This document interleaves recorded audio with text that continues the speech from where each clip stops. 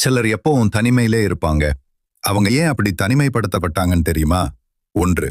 தப்புனா தப்புன்னு முகத்துக்கு நேரா உண்மையை பேசுவாங்க. அதனாலேயே நிறைய பேருக்கு இவங்கள பிடிக்காம போயிருக்கும். 2.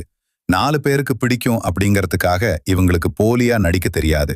உள்ளொன்று வைத்து புறமொன்று பேச மாட்டாங்க. 3. யாருக்காகவும் எந்த சூழ்நிலையிலும் தன் சுயமரியாதையை விட்டு கொடுக்க மாட்டாங்க. அதனாலேயே பல உறவுகளை இழந்திருப்பாங்க. 4. எல்லார் மேலையும் அளவுக்கு அதிகமா அன்பு வைப்பாங்க. ஆனா அது திருப்பி கிடைக்காதப்போ சத்தமில்லாம விலகி வந்துடுவாங்க. 5. அதிகமா நம்பி அதிகமா ஏமாந்ததுனால இனிமே புதுசா யாரையும் நம்பி காயப்பட வேண்டாம்னு அவங்களே ஒரு வட்டத்துக்குள்ள சுருங்கிடுவாங்க. 6. போலியான கூட்டத்துல இருந்து கிடைக்கிற சந்தோஷத்தை விட தனிமையில கிடைக்கிற அமைதியும் நிம்மதியும் தான் அவங்களுக்கு ரொம்ப பிடிக்கும்.